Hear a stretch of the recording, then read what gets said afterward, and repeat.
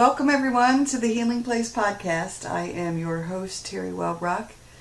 Excited to have you here with us, listening in, and also excited to have another wonderful guest. I will be doing some introductions in just a moment, but just wanted to welcome you here first to this space filled with motivation and inspiration and healing stories.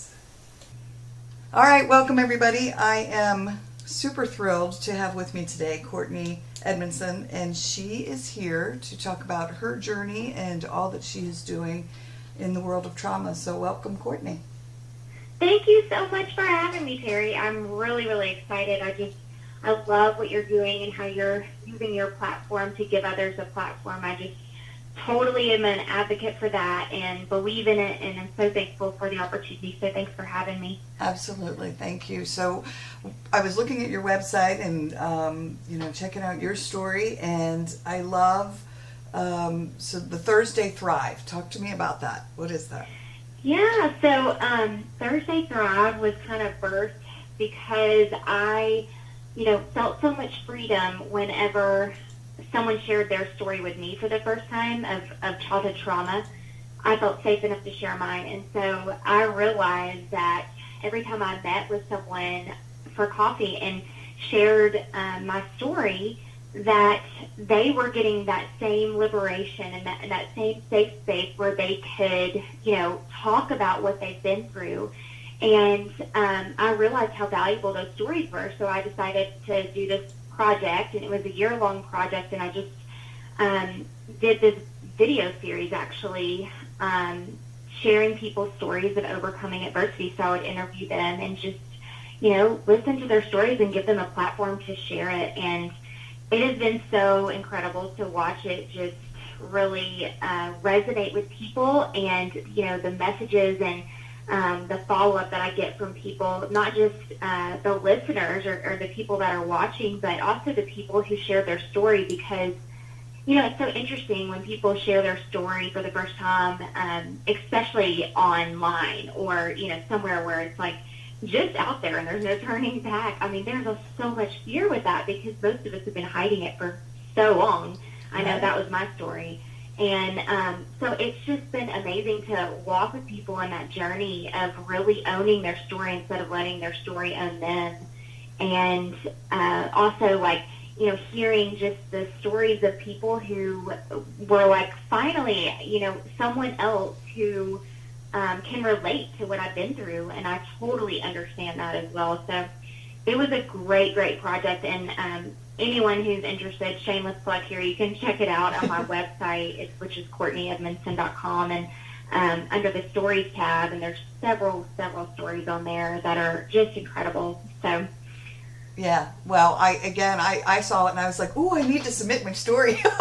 Yeah, absolutely. I think there's just so much power in connection, and one of the reasons, I know we connected through ACE's Connection, and being on that community has just been very empowering, because there is just so much comfort in knowing, oh my gosh, somebody gets it. Yes. And I know that feeling all too well. Yeah. So do you want to share your personal story, and Sure. That would be wonderful. Yeah. Well, I'll give kind of a high level version. Okay. Of some sort.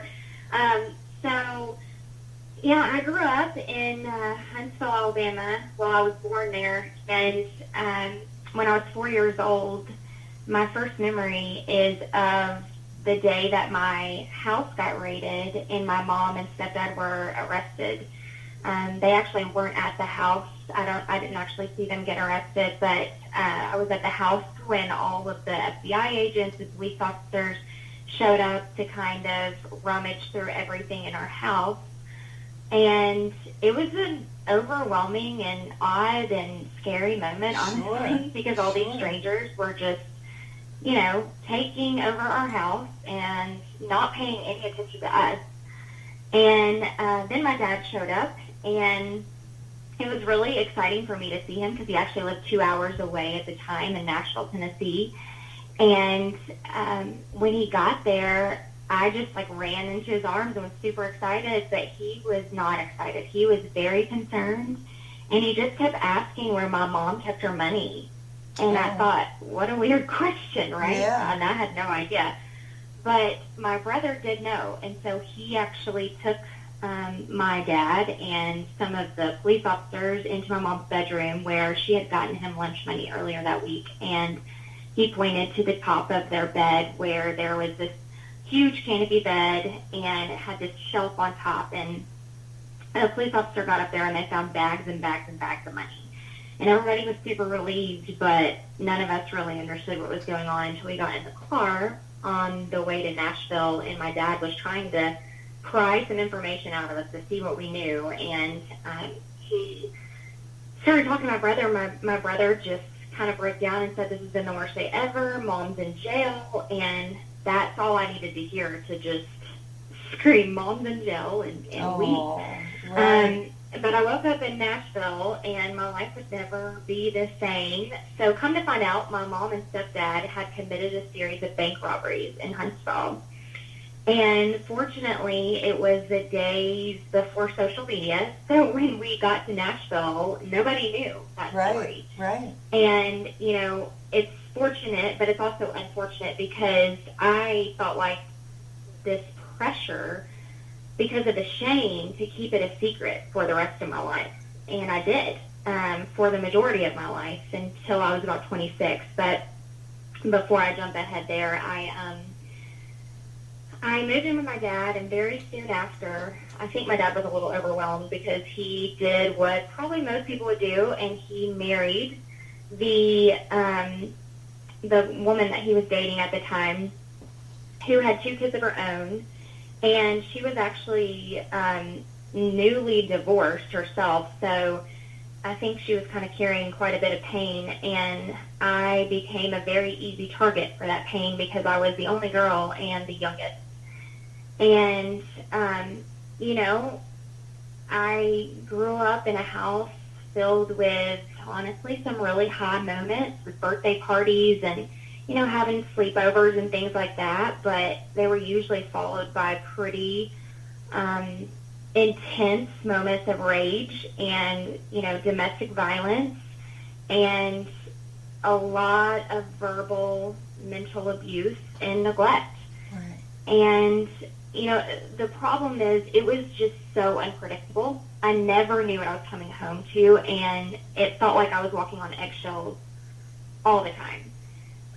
You know, the weirdest thing is that my stepmom was probably the most likable person in public. All my friends thought she was just the greatest thing. And behind closed doors, I mean, she was a completely different person. And, you know, the fights between her and my dad, she wanted me to know that they were my fault, and she would tell me that, even if it was an argument or if it was a full-blown fight. And even if it had nothing to do with me, she convinced me constantly that it was my fault. Oh. And it just caused so much shame and so much confusion in you know, the mind of a kid. You just don't understand. And I can remember her being just so mean to me and then saying, "What are you going to do?" Like mocking me and saying, "Are you going to have your dad come save you now like he always does?" You just, you know, like comments that just were so confusing to me because of course that's what I wanted my dad to do. Sure. So it was a pretty intense childhood until I was a freshman in high school, and I came home one day and she was literally cleaning out the house, like everything. And I called my dad and I was like, "Dad, she's taking everything. Like there's nothing left in the house." And he was like, "Is there still carpet on the floor?" And I was like, "Yeah." He's like, "Okay, I think we're going to be all right." So, you know, I thought that moment would be the best moment of my life, and in a lot of ways, it was. But I also thought that her leaving would mean that my dad would be around more. but that just wasn't the case. I think he was, for years, had been so checked out and just poured himself into his business because he dreaded coming home, like all of us did. So when she wasn't around anymore, it was literally just me. And as peaceful as that was, it was also very isolating, torture and very isolating and very lonely. Yeah. So, and then I guess the straw that broke the camel's back really was one day I came home and my house was for sale. The house that I, at this point, when I was 16, had been living in by myself for, I don't even know how long, months, years. It felt like decades, quite honestly. But it was for sale, and I called my dad and I said, thinking he was going to be surprised, Dad, there's a for sale sign in the front yard. What's going on? And he was like, yeah, you need to be out by the end of the month. We're trying to finalize the divorce, and we need to sell the house. And I was just like, okay, well, where am I supposed to go? And he was like, well, can't you just move in with a friend? Oh, my goodness. And I think that was the moment that I just, as hard as it was and as much as I grieved that moment, it was the moment when I realized, no one's going to save you. Yeah. Not a single person is going to come save you. So if you want your life to look any different, you're going to have to save yourself. You are going to have to figure this out. If you don't want to live in these generational cycles, you've got to do something different, Right. So for me, it was actually a very awakening moment and a very empowering moment, even though it was one of the hardest moments in my life. Right. So that's kind of the childhood in a nutshell. Wow. Well, one, I am so sorry that you had to experience all of that. And two, wow, what resilience and yeah. One of the things that I on my website that I talk about is becoming your own hero, and you did that. Yeah. You became your own, superhero, which I think Absolutely. a lot of trauma warriors, a lot of trauma survivors do. Yeah. We I see it all the time, and I think for me, I call that day the day that I chose to survive. And I think one of my coping mechanisms that served me really well whenever I was growing up is that I was very much excited about and empowered through school. And so I loved to learn, and I loved the attention I got from, being a perfectionist at school and making good grades, and being the captain of the step team and being the news anchor of my high school. And I was caught up in overachieving ways, but it served me really well in high school and in college, and, helped me to get, my career started in public accounting, and ended up being a good thing. But I think that so many people, they get stuck in survival mode, which is what that was for me. And yes, I chose to survive, and my life looked, what most people would call resilient. I was still hurting so much because I hadn't processed any of the pain. I was running from it. I was just chasing the next goal. And, all of that changed in an instant when practically a stranger, a guy that I had just met, and I went to dinner, and he shared his childhood trauma story with me for the first time. And that was the first time that anyone had ever been so vulnerable, I think, with me, and made me feel safe enough to open up about mine. Because everything that I just shared, I hadn't told anybody until I was 26 at dinner with a stranger. Right. I was 32, so I get it. Right. Yeah. Yeah. Isn't that insane? It is. In hindsight, it's like, how did I do that for so long? Right. And like you said before, there's just a shame connected to it. I remember carrying a guilt with me, I don't know, parts of me were like, was I somehow to blame for some of this? And yeah. Yeah, and it's just like we just trick ourselves into thinking, if we just forget about it, then we'll be fine. Right. it's actually the exact opposite. Until you process the pain, it continues to haunt you, Well, and it continues to hold you back. And the key is to transform it, to really process it and transform it into yes. something else. My Because if you don't transform the pain, then you just transfer it to others. exactly. Which is mom, why the A cycle exists, right? right, exactly. My mom is she's 82 years old, and so last year she just started processing her trauma, and she's been a severe alcoholic my whole life, but she's finally not drinking and coming to terms with everything. But which is always, now I tell people, it's never too late, because Never. she finally, I finally was said to her, Mom, you have to go back into the darkness in order to get to the light, because she just kept saying, and I think and that's a generational thing, just, it's in the past, just forget about it. And when I finally started explaining to her, like, all these studies coming out about the brain and the impact of trauma and how it affects us on a molecular level, and saying, you can't just forget about it. Your body's remembering, your soul is remembering, your spirit's remembering.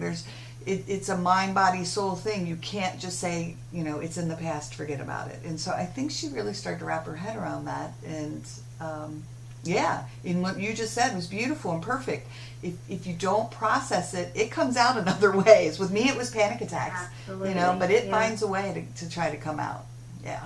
Well, and for me, it was actually insomnia. So the year before I met the guy and shared my story for the first time, I suffered with severe insomnia where I was only sleeping about 6 hours a week. Oh my goodness. Yeah, it was insane. And I was trying to work this super competitive public accounting job at the time. And so all the doctors were like, oh, you're stressed from work, and, you just need to change your job. And honestly, a lot of that's probably true. But what was crazy is I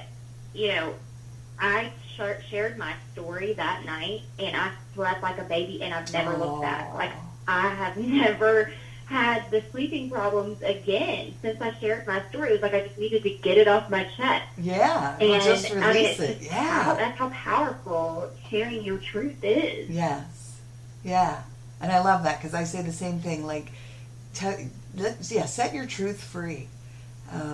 Totally. Yeah, it's amazing. It's amazing what can happen when that happens. So who's your target audience? I mean, who do you, if you could reach as many people in the world with your message and your story and your mission, who do you want it to be? If I could make it happen, it would be the adult survivors who have yet to acknowledge that they actually experienced childhood trauma, because that's literally 60% of people. I mean, it is so many of us who don't, for me, everything I just told you, I didn't consider that trauma. Right. Which is insane, right? Yeah. It's because it's your right. Story. It's all you know is your normal. And, right. I mean, it was far from normal, but I just didn't know that. And I think there's just so many people out there who are hurting as adults. And I think right now, especially in what I'm seeing in the AIDS movement, I see there's a ton of support, not enough support. There will never be enough support, but there's a lot of support and focus around kids with ACEs. But my whole belief is that you can't prevent ACEs or child abuse or neglect or family dysfunction until you heal the adults who are hurting and, perpetrating the abuse, the neglect, the dysfunction. Right. So for me, it's I don't see as many resources for the adults, and that is who I want to just wrap my arms around and say, you can do this, and just empower and inspire, to share their truth and own their story instead of letting it own them. Right. Yeah. And processing, I mean, it's amazing how healing that can be. I think back to, when I was married and in a very volatile relationship. He and I are very good friends now and actually run a business together. But at the time, our marriage was just, I had no idea that trauma, my past, was causing so many issues for me. And so our relationship was so volatile, and so our children, my two oldest boys grew up in this, household where there was yelling and screaming and just it just was not a healthy place for them to be. And now I'm in a different space, in a different home with a different partner, and it's so peaceful and so we never yell, we never scream, we never fight. There's nothing, and we have a child that's just the calmest, happiest, and it amazes me because I can see the impact of the difference, in how this child was raised versus, absolutely the other my two oldest boys, who we have worked through a lot of that, but I know that had an impact on them as well. So and I think that's the thing is, like I said, you don't know that the yelling and screaming and all that isn't normal if you grew up in it. Right. Like, you just assume that's normal and that there's no other way around it. Right. Until you start your own healing journey and recognize, that those are not good habits and behaviors. Like, they're not healthy. Right. And you don't have to make them, And I think that's the key, is just that awareness. Like, people just need to be aware that they have the power to change it. And I just see so much hope in that.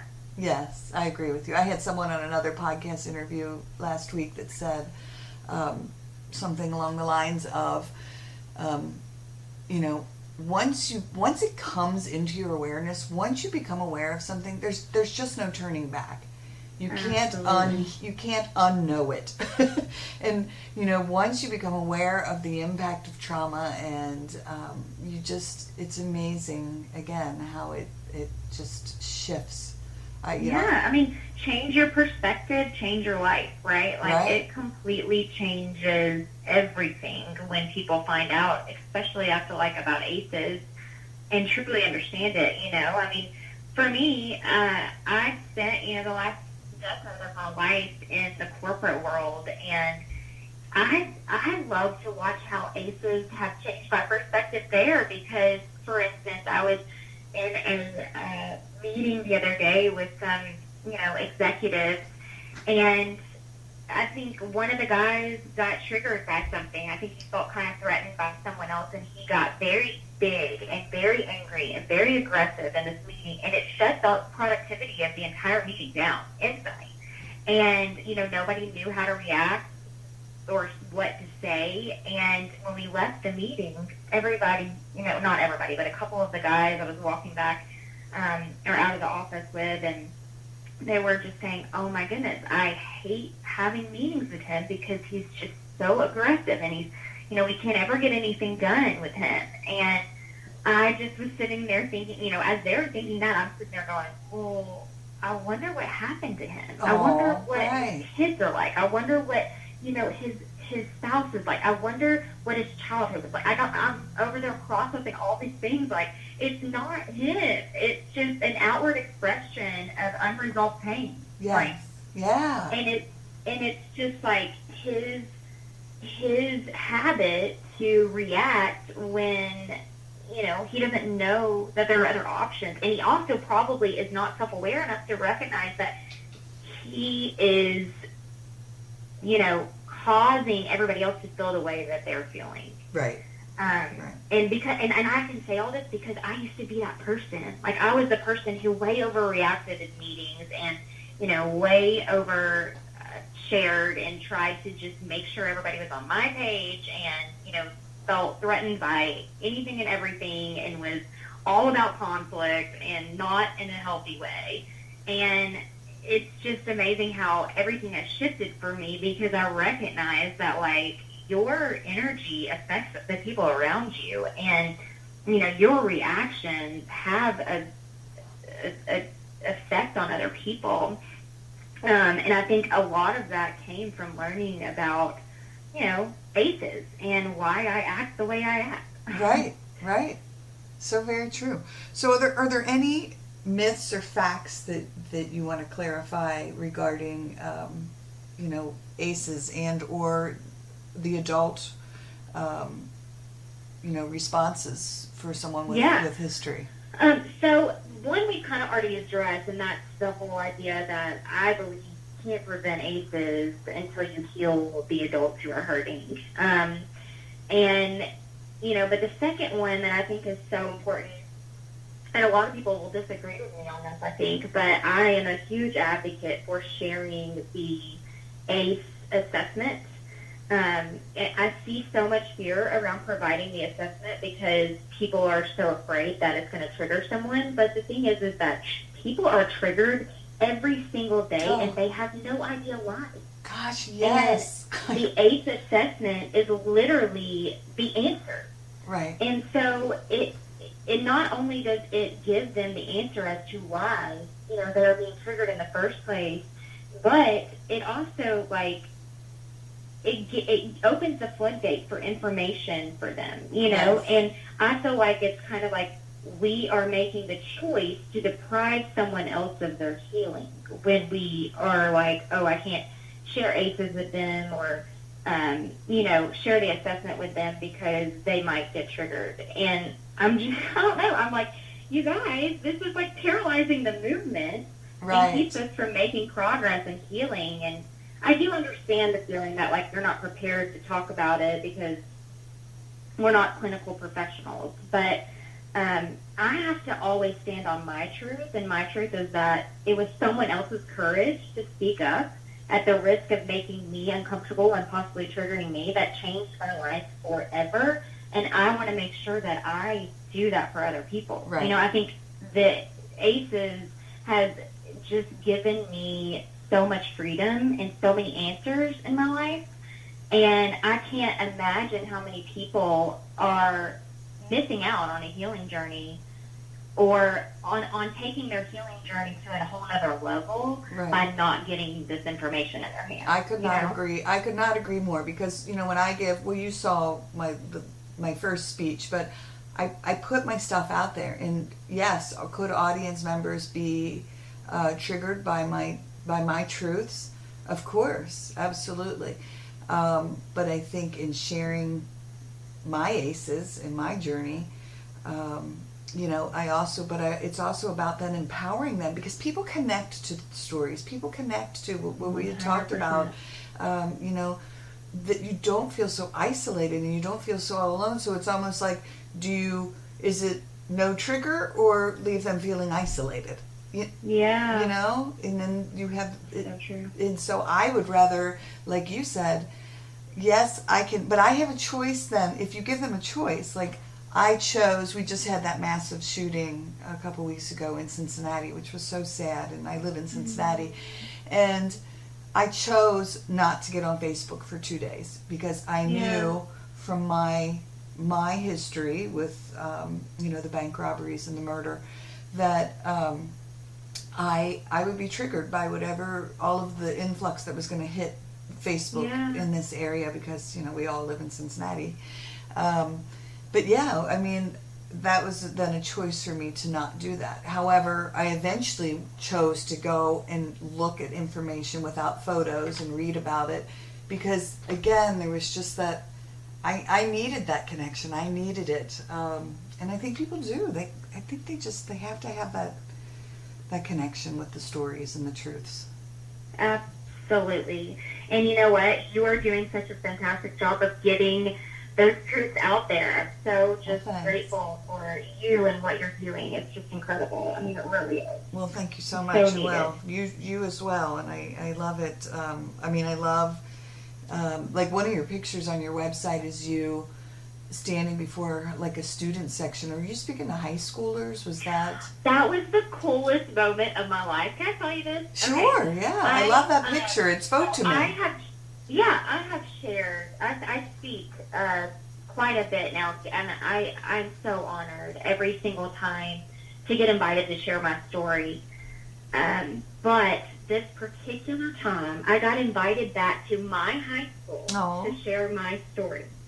And I can tell you, I don't care if for the rest of my life, if I pack out the biggest arena, it will not even possibly surmount to the feeling that I felt when I walked into a place where I once was so broken and so lost. To come back completely healed, whole, and redeemed. Yes. And to be able to pour into these kids who were very likely in similar situations as I was, like, it was, I don't know if you are where you at or where you're at in your faith journey or your faith walk or whatever, but for me, I'm a Christian, and there's this Bible verse that's Genesis 50:20, and it says, "You intended harm against me, but God intended it for good." And I just wanted to scream that in that gym, because I was thinking, like, all of this was meant to harm me, but look at me now using it for good. Oh, you gave me goosebumps. I love it. And yes, I grew up Catholic. I still am Catholic, but yes, I very much, faith is a very important part of my healing journey. So that's really cool. Yeah, very cool. Yeah, so that moment was just incredible. And I love speaking to high schools because I think youth, man, like, they're going through the thick of it, you know? Yes. And they're definitely not talking about it, most of them. So I have so enjoyed being the person who, it's really like the first person that they feel like they could ever relate to in some of the situations that they're going through. And I just, I don't take it lightly. I truly believe that I am so honored to be able to be invited to those spaces to share. Yeah, that's really, really cool. We have a therapy dog, Sammy, and she and I we're registered therapy dog team with Pet Partners, and I love when we go to the high schools and visit with the kids. I don't know, there's just a connection there, and Sammy's so wonderful because, therapy animal. There's just something so comforting about her. Yeah, so that's really cool. So what support and resources have you used, if any, along your journey? Oh, yeah. Well, there's too many to name, right? But right. I do want to share, obviously, my top books. I'm sure that everyone in them, whoever has been on here, if they're talking about ACEs or topic trauma or any of that, they're probably going to mention some of these. But so Childhood Disrupted, The Body Keeps the Score. Yeah. I'm going to say that this is a resource that I absolutely love and has brought me so much healing. It's free, and a lot of people don't know about it, but it's the Survivor to Thriver manual that is on the Adult Survivors of Child Abuse website. It is an awesome, awesome, awesome resource, and I highly recommend it to anybody. And like I said, it's free, so check that out. And Survivor the Thriver, is that what it was? Survivor to Thriver. That's very cool. Okay. Yeah, and it's a free resource, and honestly, like, I could not put it down. And I got it. They have it free on their website, but you can also order one and print if you want one. And, I had to do that because I just couldn't put it down. I was like, well, I want this thing so I can mark it up and all that. But you can print it yourself, too, if you wanted to. But I just, purchased the little print option because they bind it for you. And I don't know. It's incredible. I think everyone should have it. Well, I'm going to have to go get it then. You have to. Yeah. Like I said, it's free, so why not? Yeah. And then the other one I'll say is this book that is actually not a very popular book. I don't know anybody else that has heard of it, but there's a book called God Distorted by John Bishop.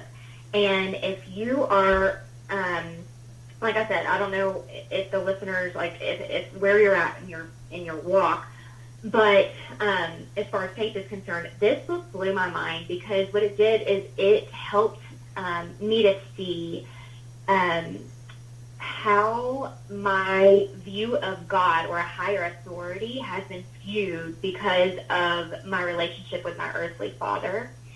And basically what it does is it kind of goes through these different, I'll call them dad types, but if your dad is the workaholic, what does that make you feel? And how does that change your view and perception of God as God the Father?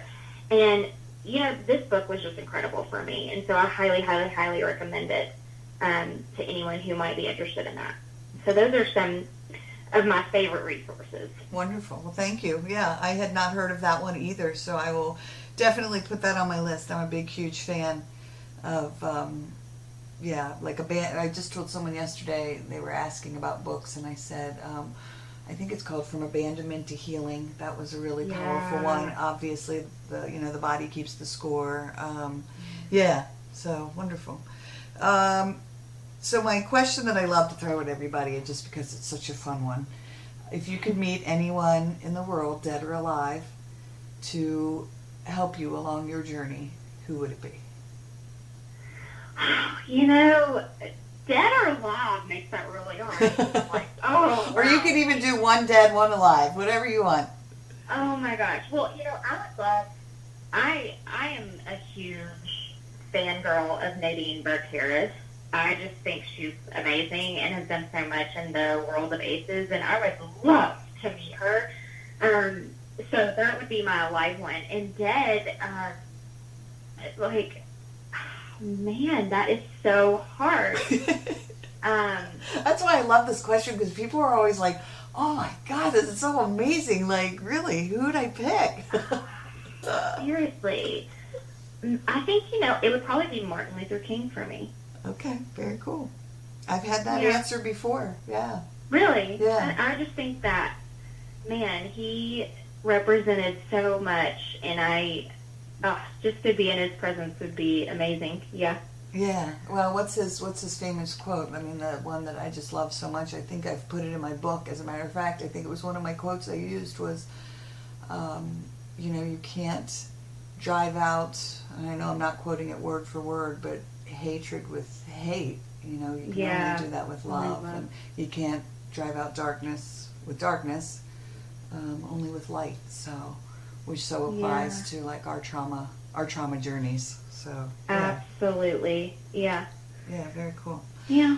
All right, Incredible. final question. What is your dream job, and are you doing it? My dream job is speaking. I believe that I was put on this earth to do that, and I am doing it in some capacity. I can't wait till it gets to a point where that's what I'm doing full time, and I just get to focus on that. I would love to walk away from accounting forever, even though it has served me so well and has been a great gift.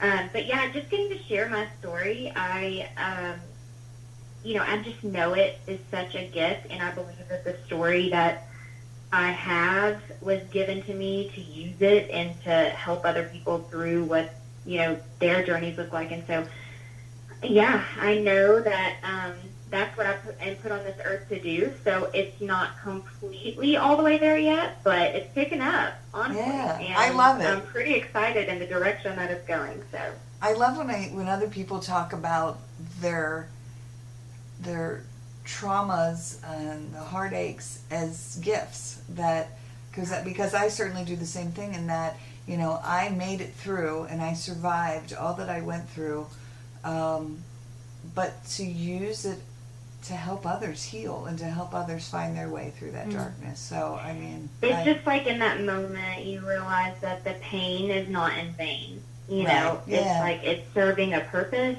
and how amazing is that? Yeah. You know? Yeah. Well, kudos to you, and I applaud you, and thank you. You know, it's just beautiful what you're doing. So, how can people get a hold of you? So my website is probably the best way, and it's CortneyEdmondson.com. It's spelled differently, so you gotta be on the lookout for that. There's no U in Cortney, and there's actually 2 D's in Edmondson, so CortneyEdmondson.com. And I would love to hear from anybody. There's a little portal on there where you can shoot me a message, and I would love to get it and respond and help people in any way that I can. So Oh, that's wonderful. Awesome. Well, anything else that you want to talk about or share with the audience? I don't think so. We've covered a lot. We did. I know. We've covered a lot. Yes, I'm just so grateful for this opportunity, and I'm thankful for everyone who listened. And I just want to say, you know, the world is all of our oysters, and so we just got to make the most of it. Yes, absolutely. Amen and hallelujah. Yes. Well, thank you so much, Teri. Oh my gosh, thank you. Everybody, thank you for listening in, and until next time, be gentle with yourselves. Bye-bye.